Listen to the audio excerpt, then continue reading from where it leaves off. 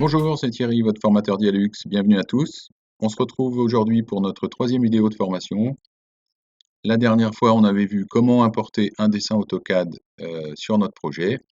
Et aujourd'hui, nous allons attaquer la construction de notre bâtiment et des pièces à l'intérieur de notre bâtiment. Alors, on va utiliser notre deuxième menu sur la gauche, en suivant l'ordre des menus.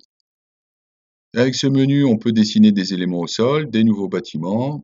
On peut placer une flèche qui indiquera la direction du nord sur le dessin et on peut établir un nouveau système de coordonnées. Plus bas dans ce menu, on a la partie facteur de maintenance. Je vous invite à aller voir sur internet le facteur de maintenance, mais c'est ce qui correspond à l'usure des luminaires, la poussière, l'encrassement, etc. Donc c'est important. Donc là, vous pouvez régler votre facteur de maintenance pour votre projet. Et en bas, vous avez une partie importante, c'est la position de votre projet sur la planète en fait. C'est important de le faire si vous envisagez d'utiliser les paramètres de lumière du jour. Il faut que votre projet soit correctement positionné. Alors je clique sur dessiner un nouveau bâtiment. Je peux choisir tout de suite de mettre plusieurs étages à mon bâtiment. Mais ce qu'on fait en général, c'est que si les étages sont identiques, on verra après plus tard comment les dupliquer. Ensuite, ce qui va nous être important pour notre projet, c'est de savoir quelle est la hauteur du premier étage. Là, ça va être le rez-de-chaussée. Donc, quelle est sa hauteur? On regarde sur notre dessin, et là, on voit qu'on a une hauteur de 7,24 m au maximum. Donc, 7,24 m, c'est la valeur qu'on va utiliser pour la hauteur de notre étage. Il y a des ajustements, on aurait pu mettre 8 mètres et ajuster ensuite avec les plafonds, avec les toits. Mais bon, là, pour ce projet-là, je vais partir donc avec 7,24 m de hauteur maximum, et on verra ensuite comment régler tout ça pour les différentes pièces.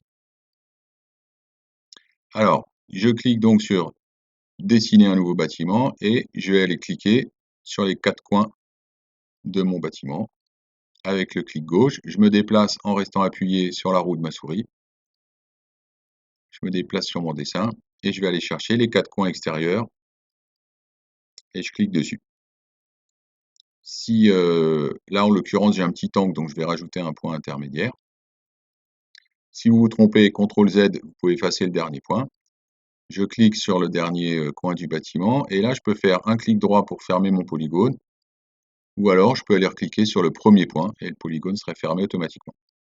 Voilà, donc là, j'ai créé l'enveloppe de mon bâtiment. Si je regarde en 3D ce que ça donne, là, on verra juste après le menu de visualisation. Mais je clique en 3D et voilà, j'ai créé l'enveloppe externe de mon bâtiment. Je peux le faire tourner en utilisant le clic gauche de ma souris. Ça me permet de le voir sous tous ses angles. Et si je veux être plus précis, j'ai d'autres menus de visualisation. Je peux voir le bâtiment donc en 2D, en 3D et sous tous ses côtés. Gauche, droite, avant, arrière. Je peux choisir.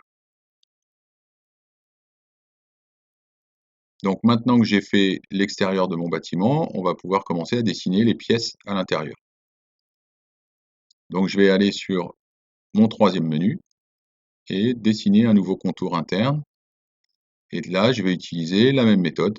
Je vais prendre pièce par pièce, je vais cliquer sur les 4 coins à l'intérieur de la pièce.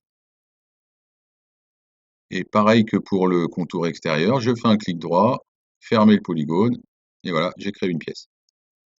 Je fais pareil pour des pièces, quelle que soit la forme, celle-là est un petit peu plus compliquée. Et une chose importante, vous verrez que les points se positionnent sur votre dessin, non pas quand vous appuyez avec le clic gauche, mais quand vous relâchez le clic gauche.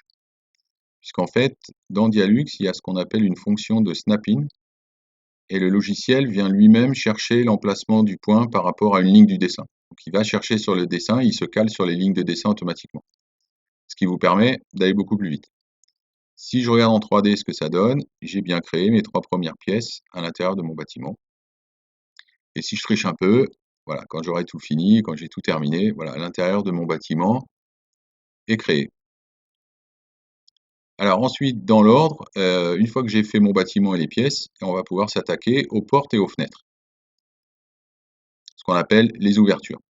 Donc si je regarde dans ce menu ouverture, je peux positionner une ouverture, je peux positionner celle qui est sélectionnée en fait en bas, et je peux charger des systèmes de lumière du jour, genre des stores ou des choses comme ça. Donc dans mon menu, je peux choisir le type de fenêtre. Donc si je clique là sur le menu, je vois que j'en ai beaucoup, parce qu'en fait, il y a toutes les fenêtres que vous avez utilisées, tout l'historique des fenêtres que vous avez utilisées dans le passé. Donc en faisant un clic droit là, je peux effacer l'historique, ce qui permet au logiciel d'aller un peu plus vite. Donc là, il me reste les fenêtres de base, on va dire. Donc j'ai des portes, des fenêtres de toit. Donc moi, je vais choisir une porte standard, celle-ci par exemple. Et puis je vais aller la positionner sur mon dessin. Donc je vois sur mon dessin ici que j'ai une porte. Donc je vais faire dessiner une nouvelle ouverture. Ma porte est sélectionnée et je clique sur les deux côtés de la porte. Et voilà, elle est positionnée sur mon projet. Donc si je regarde en 3D, j'ai bien créé cette porte. De l'intérieur, de l'extérieur, ma porte est bien là. Je vais continuer, je peux faire des portes entre les pièces à l'intérieur de mon bâtiment aussi. Voilà, de la même façon, je clique sur les deux côtés et je positionne ma porte. Si elle a comment dire, une taille particulière, ce qui est bien, c'est que maintenant qu'elle est créée, elle est sélectionnée à gauche, donc je peux la repositionner partout, sans avoir à la redessiner. Donc en utilisant positionner une nouvelle ouverture, je peux repositionner pardon, cette même porte partout sur mon dessin, sans avoir à la redessiner à chaque fois. Une chose qui est importante, les portes, si je les sélectionne, une porte par exemple, je peux la déplacer. Donc j'ai trois menus, déplacer, rotation et redimensionner. Donc là, si je clique sur déplacer, en utilisant les axes, je peux. Sur faire tourner, ben, je peux faire tourner ma porte pour changer le sens d'ouverture. Et puis redimensionner, si je me suis trompé ou j'ai pas été très précis sur mon dessin, je sélectionne ma porte, j'appuie sur redimensionner et je peux la remettre exactement à la taille qui est sur mon dessin.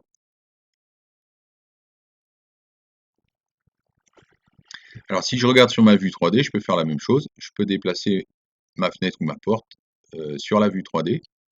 Donc là, quand je clique dessus, j'ai les trois axes qui s'affichent. Et quand je passe ma souris dessus, je vois que les axes changent de couleur. Donc si je prends par exemple l'axe rouge, je clique gauche. Et là, je vais pouvoir déplacer ma porte selon cet axe-là. Je ne pourrais pas toujours le faire dans l'autre sens, évidemment. Et sur l'axe bleu, si je pourrais éventuellement changer la hauteur de ma porte. Voilà, sur une porte comme ça, je pourrais aussi rentrer sa largeur à la main, hein, si je veux l'ajuster précisément. Je sais qu'elle fait 80 centimètres, je peux rentrer la valeur manuellement. Un truc qui est important sur les portes, c'est le sens d'ouverture. Donc là, on voit que si je clique sur la ligne du haut sur le mur, ma porte va s'ouvrir dans un certain sens. Et si j'avais cliqué sur la ligne du bas, ce serait ouvert dans l'autre sens. Donc si je fais une erreur là-dessus, ben pareil, je peux sélectionner ma porte et puis la faire tourner pour changer le sens d'ouverture. Voilà, maintenant elle va s'ouvrir dans ce sens-là. Ces trois boutons déplacer, faire tourner et redimensionner, on peut basculer de l'un à l'autre avec la touche Tab du clavier. Alors maintenant, on va faire une fenêtre. Donc là, je vais choisir dans mon menu fenêtre. En bas, je vais avoir tous les paramètres de la fenêtre ici sur la gauche. Donc en bas, le dernier paramètre, c'est sa hauteur par rapport au sol. Il y a sa hauteur, sa largeur et la largeur du cadre. Donc je vais dessiner ma première fenêtre, pareil sur mon dessin, de la même façon que j'ai fait ma porte. Voilà, je positionne ma fenêtre. Je vois le cadre de la fenêtre qui est à égale distance en fait dans l'épaisseur du mur. Et si je veux, je peux déplacer ce cadre plus ou moins vers l'intérieur ou vers l'extérieur du mur. Donc j'ai juste à le sélectionner, prendre l'outil déplacer et je peux la déplacer plus ou moins sur l'extérieur ou sur l'intérieur. Si je regarde en 3D, j'ai bien posé ma fenêtre sur mon projet. Donc je reviens en 2D et donc cette fenêtre, maintenant qu'elle est créée comme elles sont toutes identiques, je vais pouvoir, comme une porte, positionner mes fenêtres toutes les mêmes sans avoir à les redessiner à chaque fois.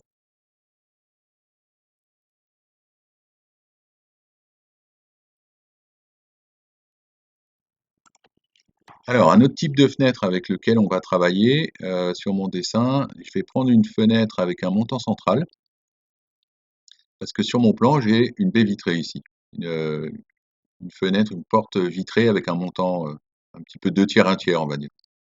Donc voilà, donc je vais mettre 2 mètres, je vais la mettre au niveau du sol et je vais faire dessiner une nouvelle ouverture. je dessine ma fenêtre.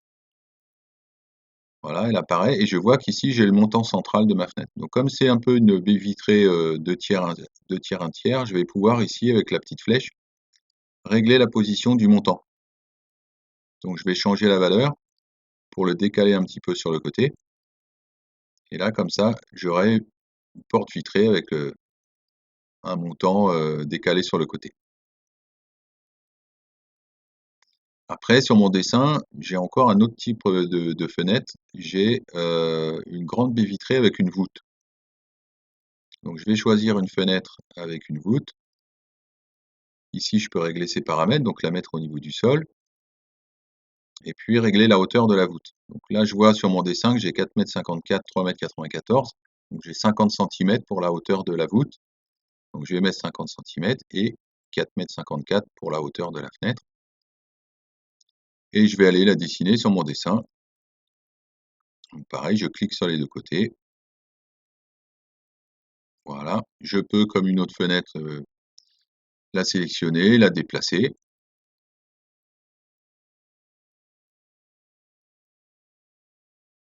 Voilà, je la repositionne. Et si je vais voir sur ma vue 3D, voilà, on a fait une magnifique baie vitrée avec une voûte. Voilà les amis, c'est tout pour aujourd'hui. On se revoit bientôt dans une prochaine vidéo où on parlera des zones de mesure, on parlera des éléments intérieurs à l'intérieur des pièces, on parlera des plafonds, des toits, enfin voilà, plein de choses passionnantes. Donc je vous dis à bientôt.